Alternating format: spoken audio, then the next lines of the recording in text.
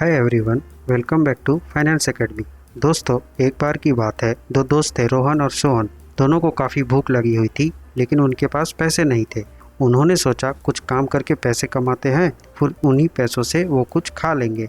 वो दोनों एक फैक्ट्री में गए और फैक्ट्री के मालिक से काम मांगा।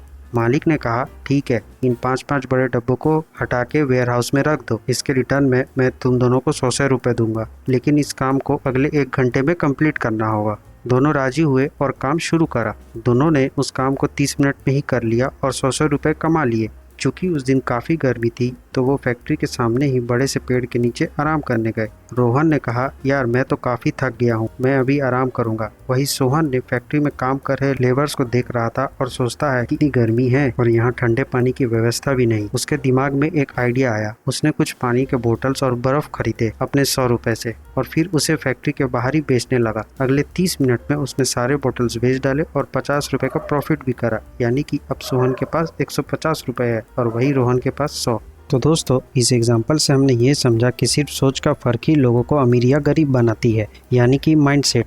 अमीर हर वक्त ये सोचते हैं कि पैसों से पैसे कैसे बनाएं, और वही गरीब ये सोचते हैं कि मेरे पास जो है उसको आज खर्च करते हैं और कल से फिर कमा लेंगे, और वो इसलिए हमेशा रैट रेस में फंसे रह जाते हैं।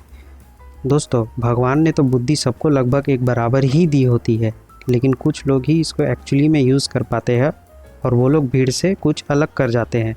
तो चलिए आज हम लोग 4 अलग अलग बुक्स की मदद से समझेंगे कि कैसे पैसों के मामले में हम अपने माइंडसेट को चेंज करें, ताकि आप अपने फ्रेंड्स और फैमिली में सबसे पहले फाइनेंशियल इंडिपेंडेंस को अचीव कर सके। और लास्ट बुक तो ऐसी है जो आपको अपनी लाइफ में एक बार पढ़नी ही चाहिए, तो वीडियो के एंड तक बने रहे। चलिए शुरू करते हैं। पहला बुक है रिच डैड पुअर डैड। इस बुक से हमको रिच और पुअर माइंडसेट का रियल डिफरेंस समझ आता है। पुअर डैड कहते हैं अच्छी डिग्री और जॉब लग जाए तो लाइफ सेट है। ये माइंडसेट सैलरी और जॉब सिक्योरिटी पे फोकस करता है, जो कि सेफ है, लेकिन इसमें ग्रोथ का स्कोप लिमिटेड होता है। अब रिच डैड का माइंडसेट देखिए। उनका कहना है पढ़ाई जरूरी है, लेकिन उसके साथ फाइनेंशियल एजुकेशन भी उतनी ही इम्पोर्टेंट है। अपने पैसे को इन्वेस्ट करो और उससे एसेट बिल्ड करो। रिच माइंडसेट अपॉर्चुनिटी को आइडेंटिफाई करता है और रिस्क को मैनेज करता है। ये लोग पैसिव इनकम सोर्स पे फोकस करते हैं, जैसे कि इन्वेस्टमेंट, रियल एस्टेट और अपना बिजनेस। रिच माइंडसेट का मेन गोल है वेल्थ क्रिएशन और फाइनेंशियल फ्रीडम, जबकि पुअर माइंडसेट जॉब और सेविंग्स को सब कुछ समझता है। रिच माइंडसेट अपने पैसे बचा के ग्रो करने पे फोकस करते हैं, वही पुअर माइंडसेट पैसे बचा के खर्च करने पे फोकस करते हैं। दूसरा बुक है थिंक एंड ग्रो रिच। इस किताब के ऑथर नेपोलियन हिल कहते हैं कि रिच माइंडसेट वाले लोग अपने गोल्स को क्लियर विजन के साथ सेट करते हैं और उन्हें अचीव करने के लिए हार्डवर्क और परसिस्टेंस लगाते हैं।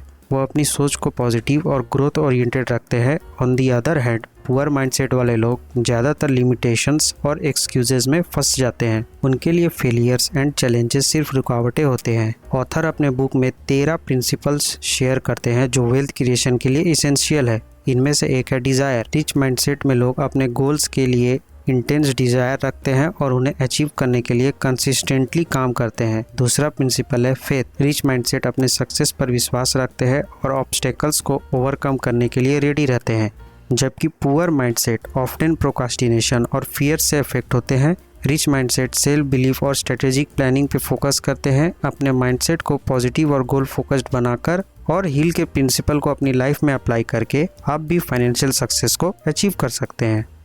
तीसरी बुक है द साइकोलॉजी ऑफ मनी। इस किताब से हम समझेंगे रिच और पुअर माइंडसेट का बीच का डिफरेंस। बुक कहता है कि रिच माइंडसेट का कोर है money is a tool not a गोल।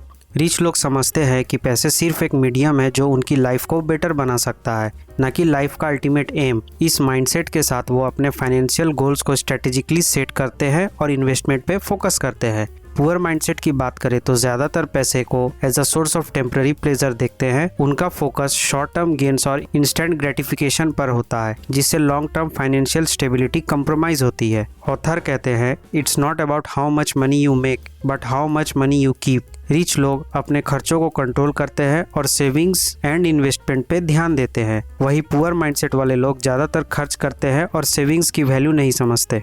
अगर आप रिच माइंडसेट अपनाते हैं और फाइनेंशियल प्लानिंग पे फोकस करते हैं तो आप भी फाइनेंशियल सक्सेस अचीव कर सकते हैं।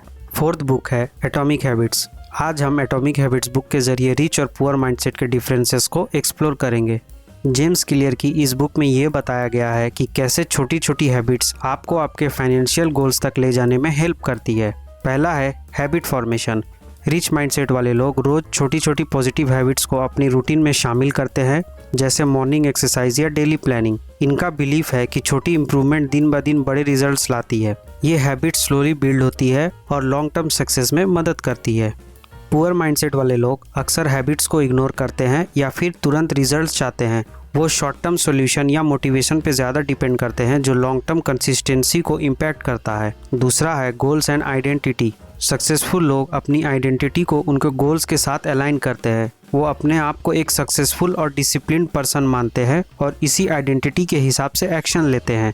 वही पुअर लोग गोल्स तो सेट करते हैं, लेकिन अपनी आइडेंटिटी और डेली हैबिट्स को उन गोल्स से अलाइन नहीं करते। उनका अप्रोच शॉर्ट टर्म और इनकंसिस्टेंट होता है। तीसरा है इन्वायरमेंट। रिच अपना इन्वायरमेंट ऐसे डिज़ाइन करते हैं जो उनकी हैबिट्स को सपोर्ट करे। जैसे अगर उनको हेल्दी रहना है तो हेल्दी फूड को अपने आसपास रखते हैं। वही पुअर लोग अपने इन्वायरमेंट और ट्रिगर पे ध्यान नहीं देते। उनका इन्वायरमेंट उनकी बैड हैबिट्स को रीइंफोर्स करता है, जैसे जंक फूड को अपने घर पे रखना। चौथा है mindset shift. Rich growth mindset रखते हैं और चैलेंजेस को लर्निंग अपॉर्चुनिटी के रूप में देखते हैं। वो इम्प्रूवमेंट को डेली का पार्ट मानते हैं। वही पुअर इंस्टेंट ग्रेटिफिकेशन पे फोकस करते हैं और पेशेंस नहीं रखते। चैलेंजेस को अवॉइड करते हैं और लॉन्ग टर्म प्लानिंग से दूर रहते हैं। तो ये था रिच और पुअर माइंडसेट का डीप एनालिसिस। हमने देखा कि रिच लोग ग्रोथ और डिसिप्लिन हैबिट को फॉलो करते हैं, जबकि पुअर माइंडसेट वाले लोग लिमिटेशंस और इंस्टेंट ग्रेटिफिकेशन में फंसे रहते हैं। अपनी माइंडसेट और हैबिट्स को अलाइन करके आप भी फाइनेंशियल सक्सेस अचीव कर सकते हैं। अगर ये वीडियो पसंद आया हो तो वीडियो को लाइक करें और चैनल को सब्सक्राइब करना ना भूलें। तो मिलते हैं अगले वीडियो में, तब तक के लिए बाय बाय दोस्तों। जय हिंद।